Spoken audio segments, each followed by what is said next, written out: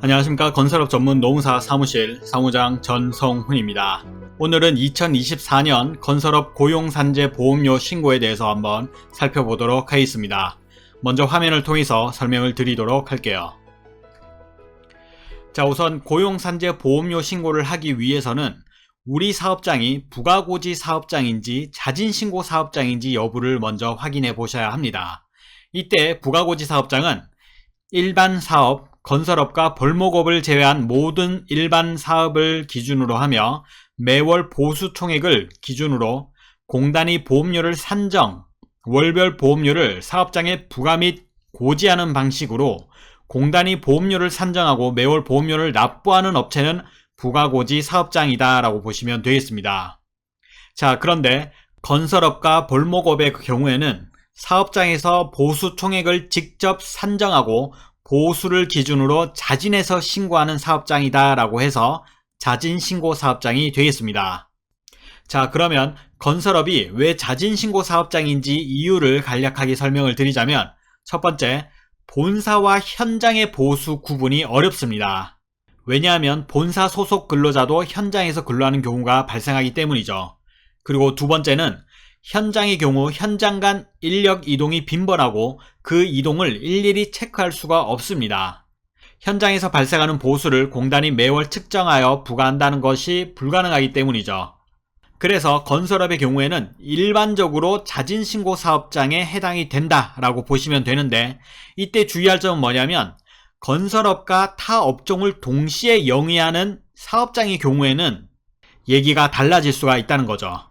즉, 우리 사업장이 건설업을 하면서도 타업종을 동시에 영위하는 경우에는 본사 사업장의 경우 본사 관리번호는 부가고지 사업장으로 되어 있을 것이고, 현장에 관한 현장 관리번호는 자진신고 사업장으로 되어 있기 때문에 각각 분리해서 신고를 해주셔야 합니다.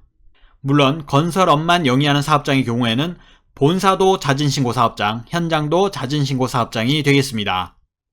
자, 그럼 여기서 보수총액 신고와 보험료 신고를 비교해 보도록 하겠습니다. 보수총액 신고는 부가고지 사업장이 해야 하는 신고이며 건설업, 벌목업을 제외한 모든 사업장에 해당이 됩니다. 보험료 신고의 경우 자진신고 사업장에 해당되는 신고이며 건설업 및 벌목업 사업장이 되겠습니다. 신고기한은 보수총액 신고는 매년 3월 15일까지, 보험료 신고는 매년 3월 31일까지 신고기한이 되겠고요.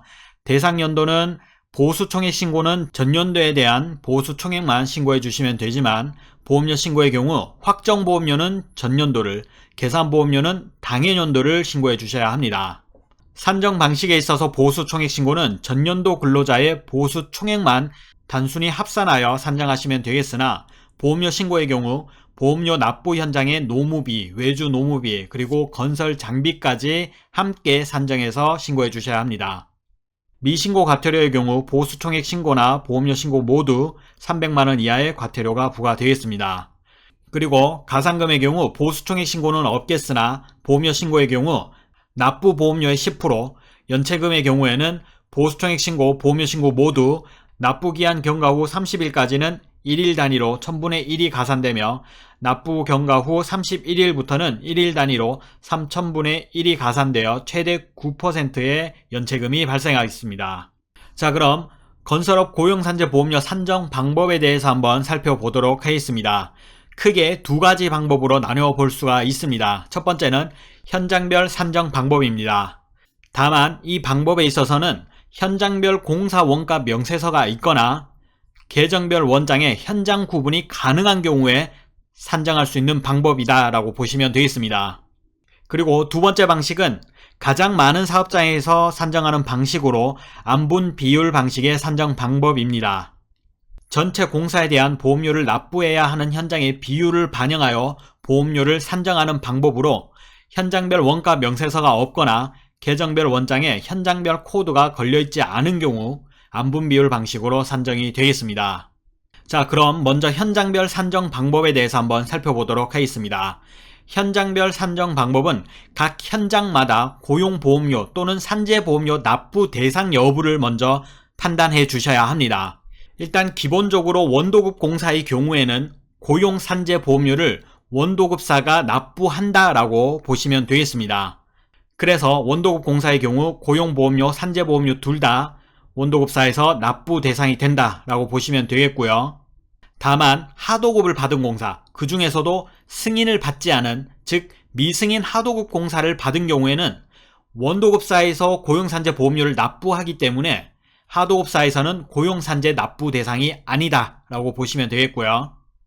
하도급 공사인데도 불구하고 고용보험 사업주 승인을 받은, 즉 고용 승인을 받은 하도급 공사인 경우에는 고용보험료를 하도급사에서 납부해야 된다 라고 보시면 되겠습니다. 반대로 산재보험 사업주 승인을 받은 하도급 공사의 경우, 즉 산재 승인을 받은 하도급 공사의 경우 하도급사가 산재보험료를 납부 대상으로 보시면 되겠습니다. 마찬가지로 고용보험, 산재보험 둘 다 사업주 승인을 받은 하도급 공사인 경우 하도급사가 고용보험료와 산재보험료를 둘 다 납부해야 되고요. 반대로 원도급사 입장에서 고용보험 사업주 승인을 내려준 경우에는 하도급사가 고용보험료를 납부하기 때문에 산재보험만 납부하시면 되고요. 마찬가지로 산재보험 사업주 승인을 하도급사에 내려줬다면 원도급사는 고용보험만 납부 대상이 되겠습니다. 마찬가지 의미로 고용보험, 산재보험 사업주 승인을 모두 하도급사에 내려줬다면 원도급사는 고용산재보험료 납부 대상은 아니다 라고 보시면 되겠습니다. 자, 이렇게 현장별 납부 대상 여부를 먼저 확인해 주시고요. 그리고 납부 대상이 된다면 현장별 고용보험료와 산재보험료 보수 총액을 산정해 주셔야 합니다. 고용보험의 경우 현장 일용근로자의 보수로 산정하시면 되는데 급여든 임금이든 잡급이든 사업소득이든 명칭 불문하고 현장 일용직 근로자의 보수를 합산하시면 되겠습니다. 여기에 해당 현장 외주공사비의 30%를 이때 사업주 승인 내려준 공사는 반드시 제외하셔야 중복 산정이 되지 않습니다. 그리고 그 외의 계정에서 인건비나 공사비는 모두 발췌하여 산정에 포함을 시켜야 한다라고 보시면 되겠습니다. 건설 현장 산재보험의 경우 마찬가지로 현장 일용직의 보수와 본사 소속 현장직 근로자의 보수 합산액과 장비 사용료의 30%, 그리고 노무 제공자의 기준 보수, 그리고 외주공사비의 30%, 그 외 계정에서 인건비 및 공사비는 모두 발췌하여 산재보험 보수 총액에 넣어주셔야 합니다. 자, 다음은 안분비율 방식의 산정 방법을 한번 살펴보도록 하겠습니다. 우선 예시를 통해서 설명을 한번 드려보도록 할게요. 우리가 전년도 공사 매출액이 100억이라고 가정을 한번 해보겠습니다. 이때 공사 매출액 100억에는 제품 매출 및 비공사 매출은 제외하고 순수 공사 매출액이라고 보시면 되겠습니다. 만약에 이 공사 매출 100억 중에 고용보험료를 납부해야 할 현장의 매출이 50억이고 산재보험료 납부해야 할 현장의 매출액이 40억이라고 가정을 해보겠습니다. 이때 보험료를 납부해야 할 매출의 비율을 산정해 줘야 하는데요. 고용보험료 납부해야 할 현장 매출액 나누기 총 공사 매출액 곱하기 100을 해서 고용보험료의 비율, 그리고 산재보험료 납부해야 할 현장 매출액 나누기 총 공사 매출액 곱하기 100으로 산재보험료 비율을 각각 산정해 줍니다. 그러면 고용보험료 비율은 50%, 산재보험료 비율은 40%가 되겠습니다. 자, 이렇게 고용산재보험료 비율을 각각 산정을 해 주시고요. 그리고 나서 전년도 보수 총액을 먼저 산정을 합니다. 예를 들어 본사 소속 현장 근로자가 6억, 현장 일용 근로자가 20억, 외주 공사비의 30%가 10억, 장비 사용료의 30%가 5억. 이때 주의할 건 노무 제공자의 장비 사용료는 제외하고 장비 사용료의 30%만 보수 총액으로 산정하셔야 합니다. 그리고 노무 제공자의 보수 총액이 3억이라고 가정을 해 봤을 때 본사 소속 현장 근로자의 고용보험은 본사 관리번호로 납부하기 때문에 여기서는 제외하도록 하겠습니다. 자, 그러면 본사 소속 현장 근로자의 산재보험료 반영 보수를 보면 본사 소속 현장 근로자의 보수 총액은 6억이지만 산재보험료 비율이 40%이기 때문에 2억 4천만 안분비율 방식의 반영 보수액이 되겠습니다. 현장 일용근로자 보수액이 20억일 때 고용보험료 비율이 50%였기 때문에 10억만, 그리고 산재보험 비율은 40%였기 때문에 8억만 안분비율 방식의 반영 보수액이 되겠습니다. 마찬가지로 외주공사비의 30%가 10억이라고 했을 때 고용보험 비율은 50%이기 때문에 5억만, 산재보험 비율은 40%이기 때문에 4억만 안분비율 방식의 반영 보수액이 되겠습니다. 장비 사용료의 30%의 경우에는 산재보험료만 납부하기 때문에 5억의 40%인 2억만 안분비율 방식의 반영 보수액으로 넣으시면 되겠습니다. 다음 노무제공자의 경우 고용보험은 매월 노무제공 확인 신고로 신고를 하기 때문에 3월 보험료 신고에서는 신고 제외가 되겠고요. 산재보험료의 경우 노무제공자 기준 보수액을 안분비율 방식의 반영 보수액이 되겠습니다. 자, 이렇게 안분비율 방식의 반영 보수를 산정한 다음에 안분비율 방식의 반영 보수의 합산액에 고용보험료율을 곱하게 되면 고용보험료 중 확정보험료 납부 금액이 되겠습니다. 마찬가지로 산재보험료 안분비율 방식의 반영 보수액 합산액에 산재보험료율을 곱하게 되면 산재보험료 중 확정보험료 납부 금액이 되겠습니다. 참고로 장비 사용료의 30%와 노무제공자의 보수는 산재만 신고한다는 점까지 알아두시면 되겠습니다. 자, 이렇게 간략하게 안분비율 방식이 어떠한 형태로 이루어지는지를 한번 설명을 해드렸고요. 지금부터는 안분비율 방식의 반영 보수액을 어떻게 구하는지 조금 더 구체적으로 설명을 드리도록 하겠습니다. 자, 그런데 이때 외주공사비의 30%의 이 의미를 먼저 한번 짚어보도록 하겠습니다. 매년 고용노동부 장관이 건설공사의 노무 비율이라고 발표를 하게 되는데요. 이 건설공사의 노무 비율에는 다음과 같은 내용이 나와 있습니다. 일반 건설공사의 경우 총 공사 금액의 100분의 27에 해당하는 금액을 노무 비율로 하고 하도급 공사의 경우 하도급 공사 금액의 100분의 30에 해당하는 금액을 노무 비율로 한다라고 명시하고 있습니다. 즉 다시 말해서 일반 건설공사에 해당되는 원도급 공사는 총 공사 금액의 27%는 노무비로 포함이 돼 있다라고 추정을 하는 거죠. 마찬가지 하도급 공사의 경우 외주공사비로 보시면 되는데 하도급 공사 금액의 100분의 30은 노무비로 포함이 돼 있다라고 추정을 하는 거죠. 그래서 외주공사비의 30%란 얘기가 나오게 된다는 거죠. 자, 그럼 지금부터는 안분비율 방식의 보수 총액을 산정하는 방식을 구체적으로 한번 살펴보도록 하겠습니다. 자, 우리 사업장이 건설업만 영위하는 사업장이라고 한다면 본사 보험료 신고와 현장 보험료 신고를 각각 나눠서 하셔야 되는데 본사 보험료 신고에도 고용보험과 산재보험, 현장 보험료 신고도 고용보험과 산재보험 크게 4가지로 나눠볼 수가 있습니다. 먼저 본사 근로자의 고용보험을 먼저 살펴보면 본사 내근직 근로자의 보수, 이때 보수는 임원급여, 직원급여, 상여금, 사업소득 등 본사 인건비 모두 포함된 보수를 산정해 주시면 되겠고요. 그리고 본사 소속 현장직 근로자의 보수도 같이 포함을 시켜줘야 되는데 본사 소속 현장직 근로자의 보수는 현장 고용보험 비율만큼만 산정을 해 주시면 되겠습니다. 본사 고용보험에 대한 보수 총액을 A라고 하고요. 그리고 본사 산재보험으로 넘어가게 되면 본사 내근직 근로자의 보수만 산정해 주시면 되겠습니다. 이 보수를 B라고 가정하도록 하겠습니다. 그리고 건설 현장 고용보험으로 넘어가게 되면 현장 일용직 근로자의 보수, 이때 보수는 급여, 임금, 잡급, 사업소득 등 명칭 불문하고 일용근로자의 보수가 되겠습니다. 여기에다가 외주공사비의 30%, 이때 사업주 승인 내려준 공사는 반드시 제외하셔야 중복 산정이 되지 않습니다. 그리고 그 외 계정에서 인건비 및 공사비는 모두 발체를 해주셔야 합니다. 이 보수를 우리는 C라고 가정하도록 하겠습니다.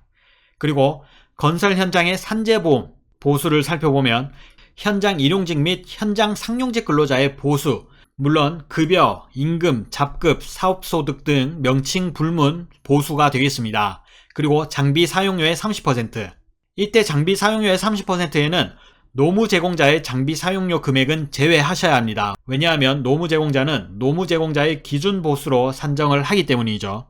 그리고 외주공사비의 30%, 이때 사업주 승인 내려준 공사는 반드시 제외하셔야 중복 산정이 되지 않습니다. 그 외 계정에서 인건비 및 공사비는 모두 발제를 해주셔야 합니다.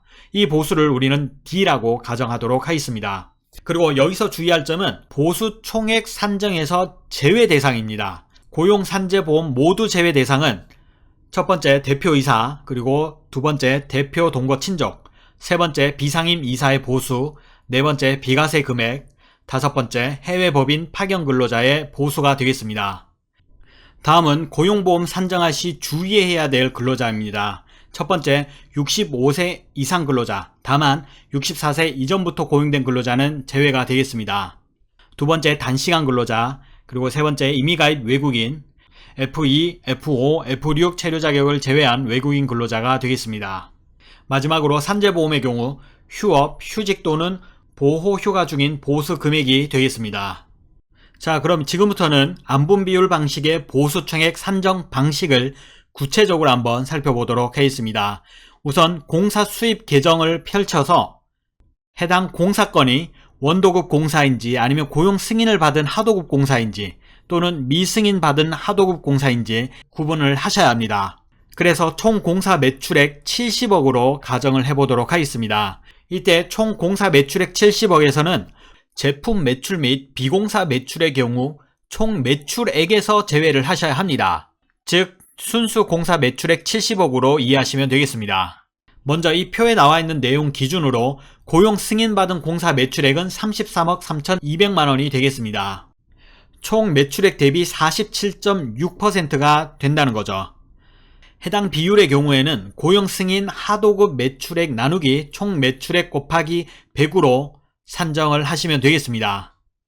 다음은 미승인 받은 하도급 매출액입니다. 13억 5천만 원이 되겠고 총 매출액 대비 19.29%가 되겠습니다. 그리고 마지막으로 원도급 매출액 23억 1,800만 원이 되겠고요. 총 매출액 대비 33.11%가 되겠습니다. 자, 이렇게 원도급은 원도급, 미승인 하도급은 미승인 하도급, 승인받은 공사는 승인받은 공사끼리 각각 비율을 산정을 해 주셔야 합니다. 이렇게 산정한 비율을 가지고 고용보험 비율과 산재보험 비율을 나누셔야 하는데요. 원도급 공사는 처음에 말씀드린 것처럼 고용산재보험 모두 납부 현장이기 때문에 고용보험 비율에 포함이 되어야 하고, 마찬가지로 고용 승인을 받은 공사의 경우도 고용보험료 납부 현장이기 때문에 고용보험 비율에 포함을 하여 고용보험 비율은 최종 80.71%가 되겠습니다.